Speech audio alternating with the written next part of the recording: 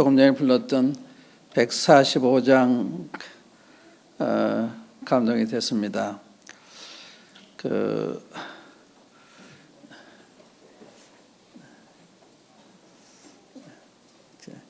믿음은 주님을 바라보는 게 믿음인데, 우리는 주님을 바라보는 것보다 우리 자신을 바라보게 되는 때가 많은데, 여기 이 찬송은 주님을 바라보면서 확신에 찬 이러한 찬송인데,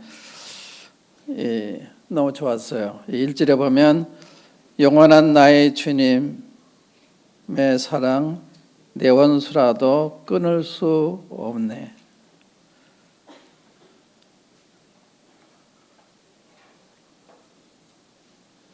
영원한 나의 주님의 사랑 내 원수라도 끊을 수 없네.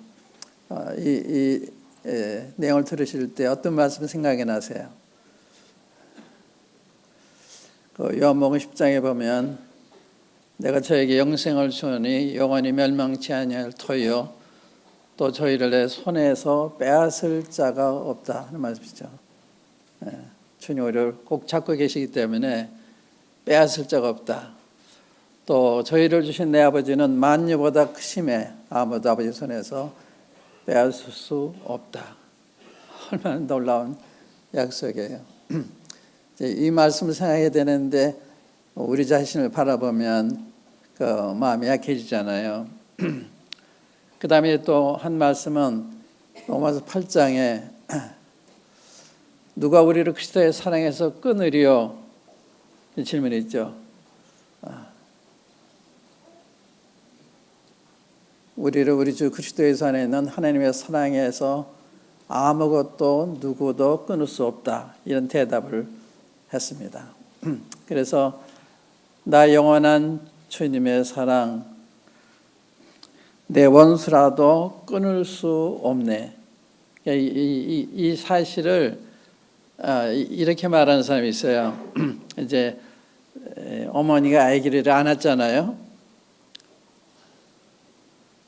그러면 이 어린이가 엄마를 꼭 잡아서 안 떨어지는 게 아니잖아요. 엄마의 힘센 손이 이렇게 잡고 있기 때문에 안 떨어지잖아요. 그런데 자기가 떨어질 수 있대요. 어느 어머니가 자기 아이가 떨어지는 걸 내버려 두나요?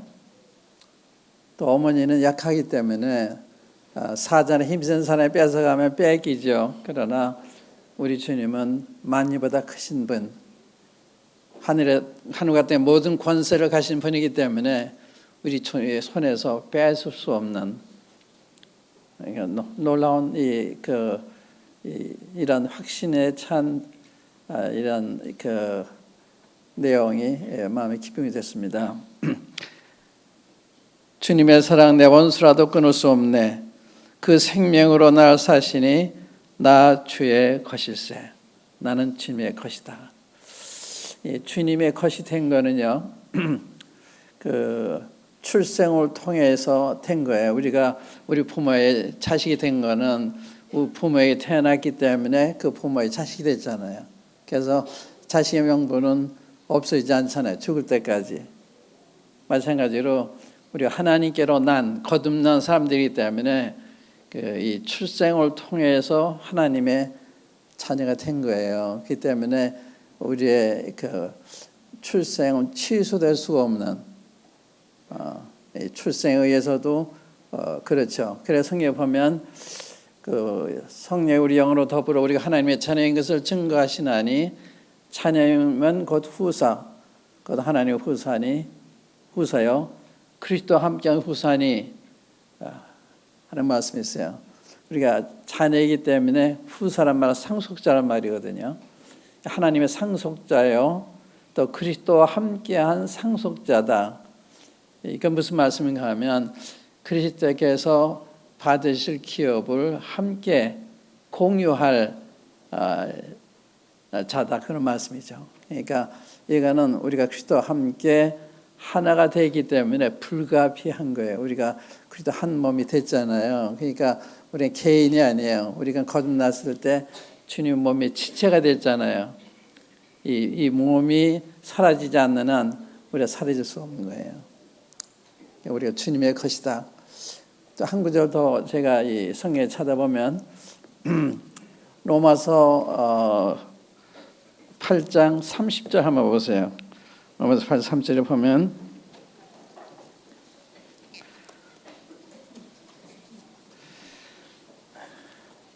이 성경은 영원하신 그 하나님의 말씀이기 때문에 어떤 때는 그 이해가 잘 안 되는 경우도 있어요. 이 시간 개념으로 봤을 때 아직 안 됐는데 된 것처럼 이렇게 말씀이 되어져 있기 때문에 30절 보시면 또 미리 정하신 그들을 또한 부르시고 미리 정하신 예정하신 하나님 우리 예정하셨단 말이죠. 그 예정에 따라서 우리를 부르셨어요. 부르시고 부르신 그들을 또한 의롭다 하시고 의롭다 하신 그들을 또한 영화롭게 하셨느니라. 아직 영원하지는 않았잖아요. 근데 이미 영원해진 것처럼 말씀한 거예요. 그러니까 그 우리를 미리 정하신 대로 우리를 부르시고 또 부르신 우리를 의롭다 하시고 의롭다 우리를 영화롭게 하셨다. 그러니까 이미 영광을 받은 사람들처럼 말씀한 거예요. 그러니까 이거는 결정되어진 거죠. 영원히 결정되어진. 이게 놀라운 말씀이에요. 근데 이런 얘기를 하면서 바울 형님이 뭐라고 하셨는가 하면 그 다음 구절 보세요. 그런 이 일에 대해 우리가 무슨 말 하리요? 하나님 이렇게 하셨는데 이 일에서 무슨 말 하겠냐? 어떤 사람인들 나 자신인들 무슨 말을 하겠느냐? 만약 하나님이 우리를 위하시면 누가 우리를 대적하리요? 하나님이 우리를 위하셔서 하신 일인데 누가 여기 대해서 대적할 수 있겠냐? 대항할 수가 없죠. 하나님 재판장 되시는 우주의 주관자 되시는 하나님께서 이렇게 하신 것이기 때문에 누가 대적하리요? 여기 그 이어 보면 여러분 잘 아시는 대로 이렇게 그 우주를 향해서 누가 대적하겠느냐? 누가 송사하겠느냐? 누가 정죄하겠느냐? 누가 우리를 휘저어서 끊겠느냐? 이런 질문이 나와요. 아무도 없다고 말이죠. 누가? 그러니까 우리 된 거는 우리의 그 행위로 된 것이 아니라 하나님 영원하신 경륜에 의해서 또 사랑에 의해서 또 구속에 의해서 또 성령님에 의해 되어진 것이기 때문에 2중, 3중, 4중으로 이렇게 보장된 구원이죠. 그러니까 하나님의 영원한 경륜을 볼 때 우리가 태어나기 전에 구원은 이루어져 있었던 거예요. 예정하셨기 때문에 우리를 부르신 거거든요. 부르신 후에 우리를 의롭다 하신 건 주님의 십자가를 통해서 그 흘리신 피를 통해서 우리 의롭다 하신 거거든요. 그 다음에 성령님을 보내셔서 이게 보증을 하셨어요. 성령을 통하셔서. 그래서 사도 바울 형님이 이게 고린도 교회를 향해서 이 편지 쓰는 거 보면 고린도 교회가 아주 형편없는 교회잖아요. 육신적이고 또 이 세속적이고 그런데 그 사도 바울이 감사래요. 감사. 우리 고린도전서 1장 한번 찾아보시면 고린도전서 1장 보시면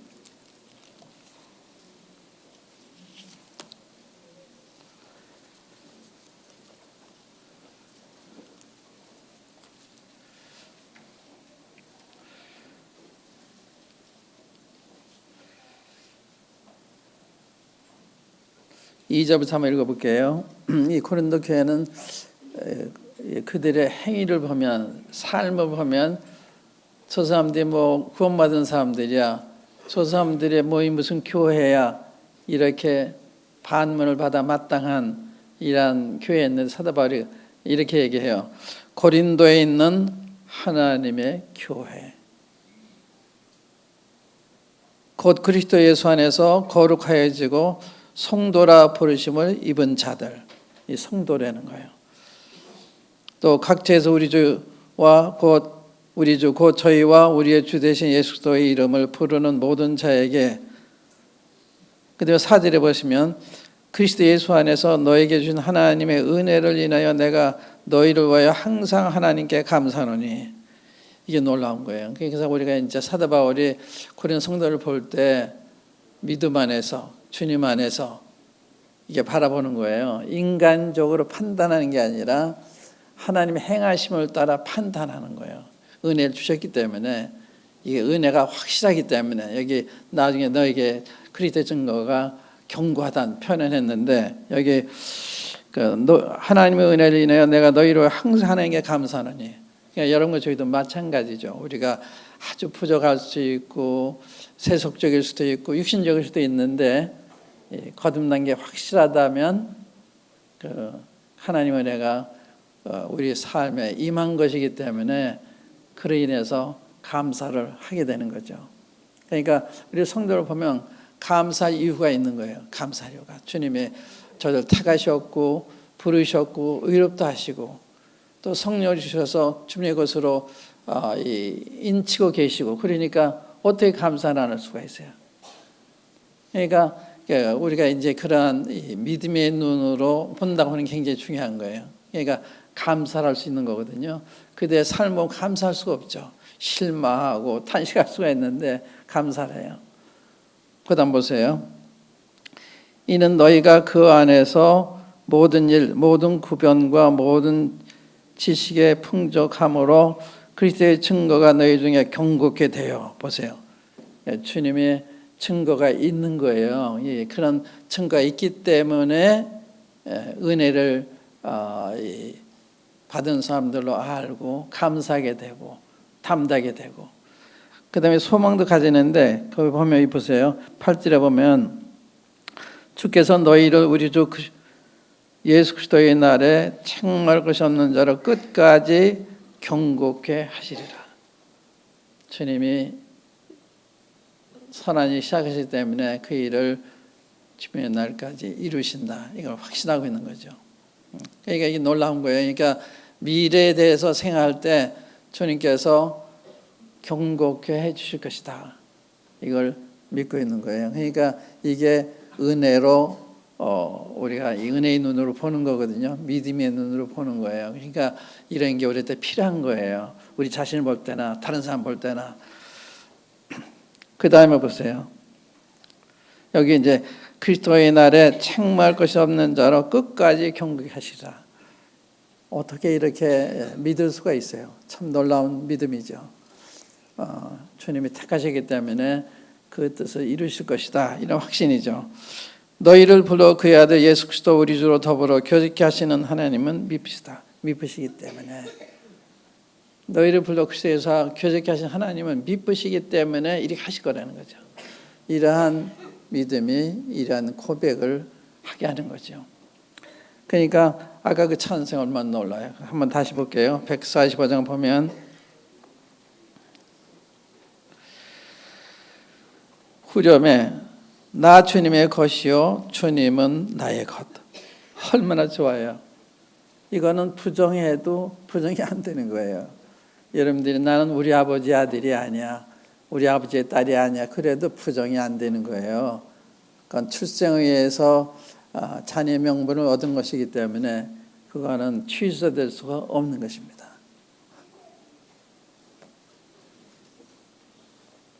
기쁘시죠? 얼마나 좋아요. 우리 보면 한없이 실망스러운데 이러한 주님의 말씀은 얼마나 힘이 돼요. 나 주님의 것이요 주님은 나의 것. 이 세상 떠난 후에도 난 주의 것일세. 이 세상 떠난 후에도 얼마나 이 확신에 찬 이런 찬송이에요.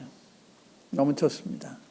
아까 이제 189장 부를 때 그 189장 한번 열어보세요.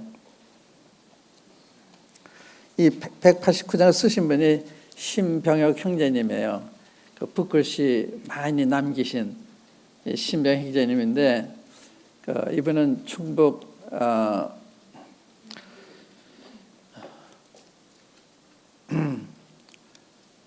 저기 깜빡 그분 사진 동네 이름을 잊었는데 거기 출신인데 이 형제님은 그 시골에서 붓글씨 많이 쓰고 아주 얌전하고 속이 깊은 이런 분이세요. 이분이 이제 대전에서 대전 동북교회를 개척을 하셨는데 사역하시다가 주님 부르심 받고 갔는데 이분이 이런 시도 많이 썼어요. 이렇게 이렇게 묵상하고 주님과 더불어 이렇게 가까이 사시는 분이셨는데 이 189장 보면 그 형제님을 생각을 했어요. 이 보면서 지금은 그게 그대로 됐구나 이런 생각이 됐는데 사모하는 주님 앞에 감사 찬송합니다. 어린 양이 되어오사 제물된 나의 주님. 이게 그냥 쓴 게 아니에요. 이분은 이런 묵상 가운데 주님 어린 양이 되어오신 것도 감격스럽고 또 이렇게 해서 내 죄의 제물이 되어주신 것 너무나 고맙고 이런 심정에서 쓴 거라고 제가 생각합니다. 모든 영광, 존귀, 능력 받으심이 옳습니다. 이렇게 우리 위해서 하셨으니까 모든 영광, 존귀를 받으심이 합당하십니다. 그 주님 앞에 지금 가 있잖아요. 이분이 지금 한 10여 년 됐을 거예요. 저보다 나이가 이제 아래신 분이신데 벌써 가셨어요. 할렐루야, 할렐루야, 영영 찬송 우리 주. 2절 보면 사모하는 주님 앞에 감사 찬송합니다.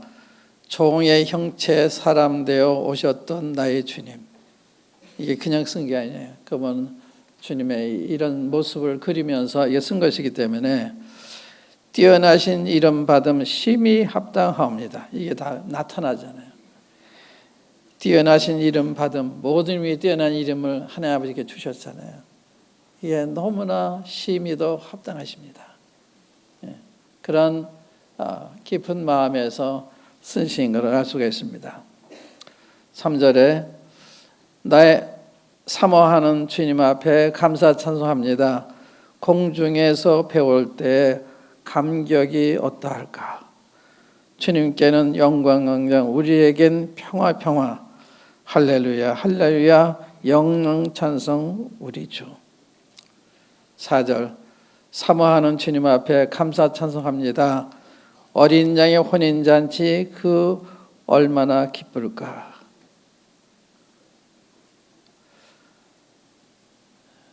우리가 이 어린 양의 신부라는 걸 믿으십니까? 어린 양 혼인잔치에 우리가 주인공이 돼서 빛난 세마법을 입고 나타나서 온 우주가 풀어하는 가운데 결혼식의 주인공이 될 우리인 걸 믿으시나요? 참 믿어지지 않는 진리죠. 믿기 어려운 진리예요. 진리가 아니라서가 아니라 우리 같은 자가 어떻게 모든 이름에 뛰어난 이름을 가신 이후자 가장 존귀하신 분의 아내가 되나 믿어지지 않잖아요. 그런데 이건 취소될 수가 없는 거예요.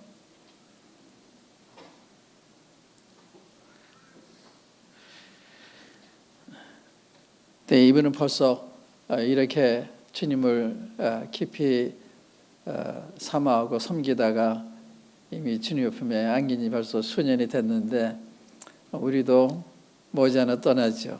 머지않아 떠납니다. 떠나서 주님 품에 안기게 되는데 이걸 바라보며 사십시다. 바라보면 세상 바라보면 복잡해요. 우리 자신 봐도 복잡해요. 주님 바라보면 좋아요. 그러니까 시선을 잘 두셔야 되거든요.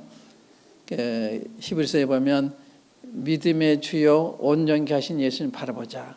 그 앞에 무슨 말씀이 있는가 하면 11장에 믿음의 선진들을 쭉 이야기하잖아요. 믿음으로 아벨은 믿음으로 에녹은 믿음으로 노아는 믿음으로 아브라함은 이렇게 선진들의 이야기를 쭉 한 다음에 이름을 우리에게 구름같이 둘러싼 증인들이 있으니까 우리는 생소한 길을 가는 것이 아니라 이미 우리 선진이 가신 길, 증명된 길, 확실한 길을 가는 거기 때문에 무거운 짐을 벗어버리고 또 우리를 주님 섬기는데 거창스러운 이런 걸 벗어버리고 우리 앞에 당한 경주를 경주하자. 그래서 우리 믿는 삶을 경주장에 경계하는 자를 비유한 거예요. 경계하는. 근데 구경꾼들이 많은데 이 구경꾼들이 응원꾼들의 이 구약의 선진도 우리 먼저 가신 분들 이분들이 우리 응원하는 거예요. 우리에게 그런 허다한 증인들이 있으니 이 모든 무거운 옥무이고 쉬운 죄를 벗어버리고 우리 앞에 당한 경주를 증거하며 믿음의 주여 온전케 하신 이인 예수님을 바라보자. 저는 그 앞에 즐거움을 위하여 이 십자가를 참으시고 부끄러움을 개의치 아니하시고 십자가를 참 부끄러움을 개의치 아니하시다니 하나님 보좌 우편에 앉으셨다. 우리는 이 길을 가고 있는 게 우리 구의 선진들이 달려간 또 우리 주님이 달려가신 이 길을 가는 거거든요. 이건 역사하고 증명된 사실이잖아요. 어떤 추상적인 얘기가 아니잖아요. 그러니까 우리가 가는 길은 생소한 길이 아니에요. 우리 선진들이 이미 가서 확실한 길을 보여주신 이런 길이잖아요. 그래서 우리가 이 히브리 11장 보면 믿음의 선진의 그 업적이 쭉 나열이 되잖아요. 저들이 어떻게 믿었나, 어떻게 길을 갔나 이런 걸 이제 보고서 우리도 그분들의 본을 따라 가는 거거든요.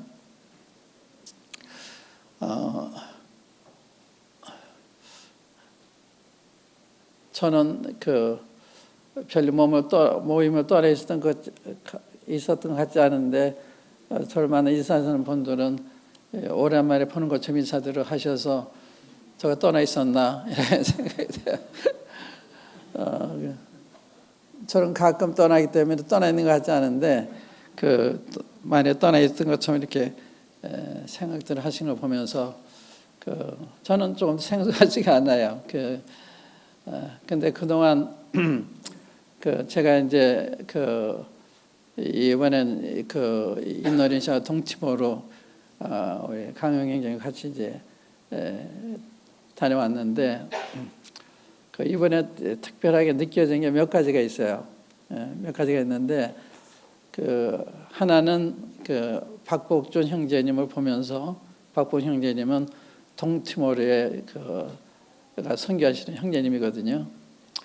요한복음 1장 이런 말을 쓰죠.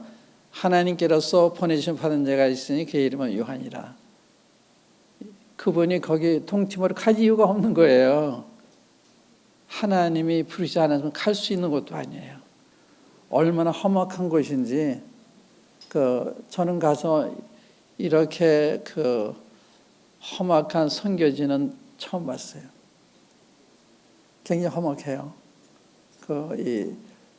거기 동티모르는 포르투갈의 수백 년 동안 이 통치를 받아오던 이 나라인데 얼마 전에 이제 인도네시아 합병에 대해서 인도네시아 나라에 됐다가 몇 년 전에 2002년도인가 이제 통치를 분리 독립을 했는데 그때 인도네시아의 수하르토 대통령이 인종 청소를 시작을 해서 60만 명인가 죽었어요. 그저 동티모르는 이 카톨릭교입니다. 카톨릭교 국가인데 거기는 카톨릭이 안 나가면 학교 들어갈 수도 없어요. 그런 정부 자체가 너무 불공평한 이런 곳인데 그런데 이제 이분들이 이 사람 통치할 때 교육을 잘 안 시켰어요. 통치하기 쉽게. 이제 오랜만에 우민 정책을 써서 모르는 거예요. 뭐를 바깥 사람도 잘 몰라요. 그러니까 아는 게 별로 없는 거예요. 그래서 얼마 전에는 미국의 남침녀 교회에서 60여 명의 선교사들이 이분들이 하버드 출신들이래요. 이분들 60명이 왔어요. 60명이 선교하러 왔다가 3년 만에 철수하고 돌아갔는데 이분들은 교수고 의사고 이런 그래서 사회 각 분야에 들어가서 우리가 이 나라를 좀 변화시키자 이런 마음을 가지고 왔던 것 같은데 철수하고 말았어요. 안 되는 거예요. 그런데 우리 형제님이 가서 기초를 놔서 지금은 참 노는 업적이 이루어진 것을 봤습니다. 그런데 제가 그 형님 봤을 때 하나님께로서 보내는 받은 사람이 있으니 이 생각이 났어요. 그래서 거기 있는 분들한테 그런 이야기도 하는 게 보내는 사람이라. 그냥 하는 이야기 아니에요. 하나님 보내면 어떻게 거기에 가요? 뭐 거기 자세히 알고 간 것도 아니야. 갈 때도 언어도 모르죠. 그러니까 자기 딸 호주에 갔다 온다 영어 하니까 딸을 데리고 가서 이렇게 들어가서 시작을 했는데 얼마나 사람들이 무서운지 죽이는 거 보통이에요. 그리고 이제 딸은요 노예와 똑같아요. 소를 팔듯이 딸을 팔아요. 그래서 딸은 이 소 5마리 값, 10마리 값, 또 그 가치에 따라 30마리 값 이게 있어요. 그래서 이 결혼하려면 상당한 경제적인 능력이 없으면 결혼 못 하는 거예요. 소를 사듯이 돈을 내야 되니까. 처음에 가서 야 여긴 개혁이 필요한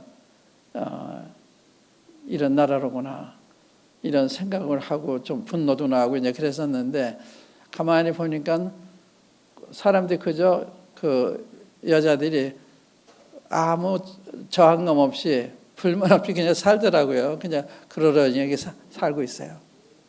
그렇게 이제 좀 험악한 무식하고 무지한 이런 뭘 줘도요 자기를 빼놓고 싶으면 그냥 안 두는 거예요. 왜 난 안 주느냐? 그래서 막 돌을 던지고 해코자 하고 또 좋은 거 줘도 안 되고 그렇게 어려운 것이더라고요. 근데 박봉청이님은 해병대 출신이에요. 그래서 그렇기 때문에 이분을 보내셨구나. 이분이 아니면 거기서 선교할 수가 어려웠겠구나 이런 생각을 했어요. 그러니까 그런 분이 가셔가지고 해병대식으로 하지 않았나. 그러니까 지금도 이제 합숙 훈련하고 그러는데 거기서 이제 건물 하나 줬어요. 건물 하나 줘서 거기서 아이들을 데려다 놓고 가르치고 해서 지금 초중등 연령에 한 5명인가 한 군데 있고 또 한 군데는 아까 남침여기에 60명 선교사들이 왔다 그랬잖아요. 그분들이 시설을 우리 형제님한테 인계하고 갔어요. 그러니까 선교사님 많지만 우리 형님한테 주고 간 거예요. 참 복음을 전하는 진짜 하나님의 종이다. 하나님이 그분을 격려하신 하나님의 방법이죠. 또 그분이 또 국립대에 가서 한국어를 가르치고 이러한 은혜도 있고 또 동치모로와 한국어 사전을 만들었어요. 그런 업적을 많이 세웠는데 그런 분 같지 않은데 그렇게 큰 일을 하셨는데 그분을 보면서 참 이분이 합당한 사람 보내셨구나. 이런 분이 아니면 여기서 누가 이런 일이 이룰 수가 있을까? 그래서 이제 그쪽에 이제 대선명 구원받은 아이들이에요. 아주 똑똑하더라고요. 이 믿음이 똑똑해요.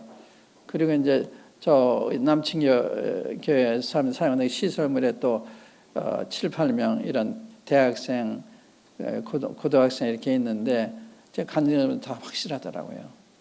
근데 시청문이 그만큼 정착이 된 거예요. 기초가 닦여 있는데 이제 그런 걸 보면서 하나님께로 보내임 받은 사람이 있으니. 근데 누가 박부 형님 하나님께 보내임 받은 사람 알겠어요. 제 눈에 그렇게 보인 거죠.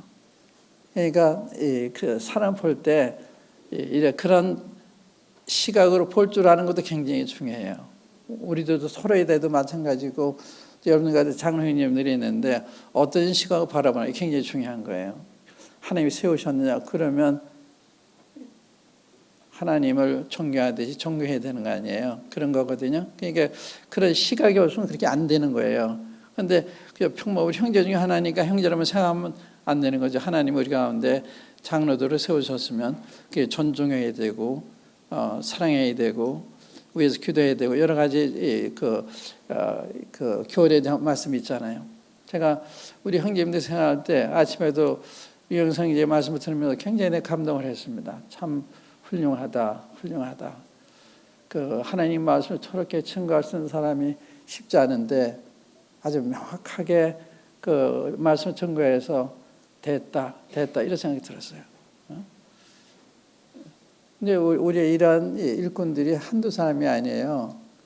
제가 아침에 그 안디옥교회를 생각하면서 안디옥교회 교사와 선자들이 있었잖아요. 11명이 있었는데 꼭 우리 모임이 그런 은혜를 입었어요. 이렇게 말씀에 있는 형제님들, 또 여러 가지 그 특질 가진 형제님들이 많아요. 그래서 내가 이렇게 목사하면서 어떤 형제님은 기자 같은 장로, 어떤 형제님은 학자 같은 장로, 뭐 이렇게 분류를 해봤는데 그러니까 참 우리의 필요한 이러한 일할 수 있는 이런 분들 우리에게 부어주신 거 얼마나 감사해요. 그런데 주님이 우리에게 축복하셨구나 이렇게 생각하시는지 잘 모르겠어요. 주님 우리에게 이러한 귀한 은사 있는 형님들 일으켜 주셨구나. 안디옥교회가 그렇게 됐거든요. 그래서 하나님께 보내는 받은 사람이 있으니 이게 제가 특별히 느꼈던 걸 말씀드린 거예요. 그분을 보면서 우리 가운데도 그렇게 생각할 수가, 서로에 대해서도 주님이 다 우리 부르셨잖아요. 그러니까 주님의 이 역사가 있는 이런 우리 서로잖아요. 그러니까 소중하게 생각하고 감사하게 생각하고 이제 그런 게 필요한 거죠. 그래 또 한 가지 이제 이번에 강유 형제님하고 또 베니 인도네시아 지트라라야 교회 이름 지트라라야 그 동네 이름인데 거기에 주님 사용하는 베니 형제님 같이 갔어요. 왜냐 같이 갔는가 하면 통역이 필요하니까. 특별히 이제 동티모르에 대한 이야기 여러 가지 제가 이야기를 들었기 때문에 확인도 할 겸 제가 가기 원했어요. 어떻게 하고 계신가. 제가 평소에 간증을 굉장히 훌륭하신 분인데 들려오는 이야기는 전 부정장애도 있고 그래서 제가 가서 보기를 원했습니다. 그래서 이번엔 동티모르 가는 게 목적이었어요. 그래서 이제 가는 길에 인도네시아에 들려서 이렇게 갔는데 인도네시아에서 한 4시간 가면 동쪽으로 4시간 반둥이란다고 했어요. 우리 이승훈 형제님이 시작하는 곳인데 이승훈 형제님 4분이 거기 계시고 장인대는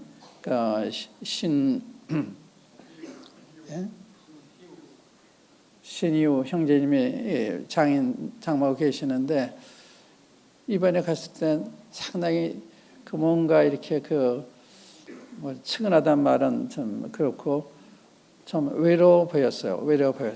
그래서 우리 방문이 우리 같은 것 같아서 참 잘 왔구나 이런 생각했는데 이제 그런 분들은 하루 가서 이제 저녁 늦게 가서 9시쯤 모여서 1시간 정도 말씀 공부하고 그러고서 저녁 식사하고 그리고 그 다음 날 아침에 나서 이제 식구들하고만 이제 우리가 모여서 또 격려하는 이야기하고 이런 하고 이제 그리고 돌아왔는데 굉장히 힘을 얻죠. 말씀을 들으니까. 그러니까 참 그러한 점에서 참 잘했구나. 이게 외로워하시는 분들, 믿음을 필요한 분들, 격려가 필요한 분들한테 그런 말씀 조금이라도 전해드릴 수 있으니까 그런데 격려를 받으시니까 그래서 저기 동티모르 안내가 따라오고 싶다고 그래요. 그럴 정도로 그러니까 말씀을 갈급해 있는 거죠. 갈급해 있는 거예요. 그 다음에 이제 동티모르 수요일 날 화요일 날 갔다가 이제 토요일 날 돌아왔는데 거기 이제 베니 형제님 갔는데 베니 형제님한테는 과거에 그가 인도네시아잖아요. 자기 나라 사람들이고 또 언어도 통하고 거기 부정말이 있지만 인도네시아는 나이 많은 분들은 거의 다 안 돼요. 그러니까 이분을 여기 보내신 뜻이 계시지 않나. 여기 동티모르 같은 곳의 사역은 인도네시아 형제들이 와서 해야 되겠구나 이런 생각이 들었어요. 우리랑 너무 거리가 머니까. 근데 인도네시아는 언어가 통하죠. 또 그 문화도 어느 정도 알죠. 그러니까 그래서 이 형제님이 그걸 보도록 보내셨나 보다 이렇게 생각했는데 본인도 그런 생각했어요. 그리고 이제 디트로아야 이 모임이 안디옥교회 같이 거기까지 돌아보라고 하시는 게 아닌가 그런 생각했는데 그걸 제가 얘기를 했습니다. 그게 섭리를 느낀 대로 말씀드렸는데 사도행전 11장에 보시면 안디옥교회가 그렇게 세워졌어요. 안디옥교회 세워진 거나 디트로아야가 세워진 거나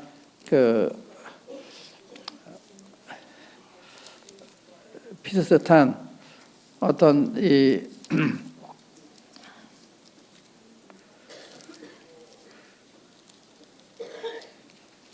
한 시에 끝나는 거죠. 11장 보시면 19절부터 때 스데반의 일로 일어난 환란을 인하여 흩어진 자들이 베니게와 구브로와 안디옥까지 이르러 도로 유대인에게만 전하는데 그 중에 구브로와 구레네 몇 사람이 안디옥에 이르러 헬라인에게도 말하여 주 예수를 전파하니 주의 손이 그들과 함께 하심에 수단 사람이 믿고 주께 돌아오더라. 예루살렘 교회가 이 사람들의 소문을 듣고 바나바를 안디옥까지 보내니 저가 이르러 하나님의 은혜를 보고 기뻐하여 모든 사람으로 굳은 마음으로 주께 붙어 있으라 권하니 바나바는 착한 사람이요 성령과 믿음이 충만한 자라. 이에 큰 무리가 주께 더하더라. 바나바가 사울을 찾으러 다소에 가서 만남에 안디옥에 데리고 와서 둘이 교회에 1년 모여 있어 큰 무리를 가르쳤고 제자들이 안디옥에서 비로소 그리스도인이라 일컬음을 받게 되었더라. 여기까지 읽을게요. 여기 안디옥에 세워지는 데는요, 사도들이 가서 전락한 게 아니에요. 스데반 때문에 이렇게 핍박이 일어났을 때 흩어진 사람들이 의해서 복음을 전해서 세워졌거든요.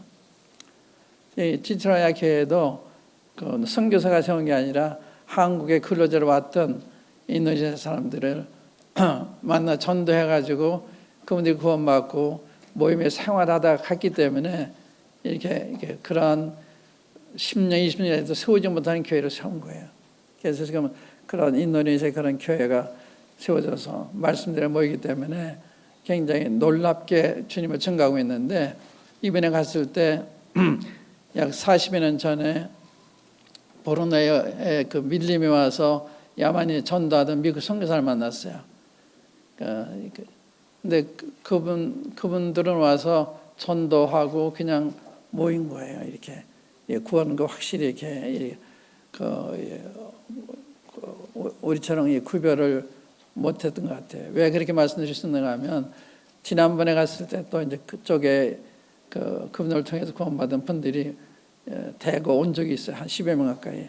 그분들을 봤을 때 이제 그런 걸 알 수 있었는데, 근데 이게 그분이 와서 디트라야 형제들이 모이는 거 보고서 너무 감동을 받은 거예요. 이런 교회가 있는 걸 이렇게 스스로 마음에 감동이 돼서 예배를 드리고 봉사하고 서로 사랑하고 그게 그런 데는 없는 거예요. 거긴 모이긴 모이는데 구원받았다 하는데 모이긴 모이는데 그게 없는 거예요. 그래서 만찬을 매주 해야 되겠다 해서 그렇게 가르치기 시작했다고 얘기 들었는데 그러니까 그런 티트라야가 이런 교회라 한국에 온 분들을 구원하시고 또 신약교회를 포기하시고 돌아간 분들이 그렇게 모여서 교회 같은 교회가 존재하는 거예요. 그러니까 이제 지금 그런 교회가 인도네시아에 또 있나? 여기 교회가 여러 군데 모이지만 쉬운 게 아니에요. 그런 게 아니에요. 저 딴 데도 가봤지만 그만한 데가 없거든요. 근데 이제 주님이 이분들을 통해서 저 주변 반등도 더 봐야 되고 또 중부에 이제 다른 선교사와도 일하던 곳이 있어요. 사역사들 군대를 다 오시고 그러는데 그런 데 돌봐야 되고 또 이번엔 동티모르까지 보이신다 하는 생각이 들었어요. 그래서 변희 형제 주님이 왜 보내셨는지 무슨 생각이 있어? 제가 이제 이렇게 물었는데 자기도 느끼는 거예요. 도와야 되겠다. 근데 현재 그 떠날 수 있는 형편은 아니고 그래서 여기 이제 사도 바울을 바나바가 찾아가지고 1년간 말씀을 잘 가르쳐서 훌륭한 교회가 됐잖아요. 그런 다음에 바나바 사울을 불러서 전도를 내보내시거든요. 그래서 이러한 주님의 섭리가 있는 것이 아닌가 이런 생각을 했어요.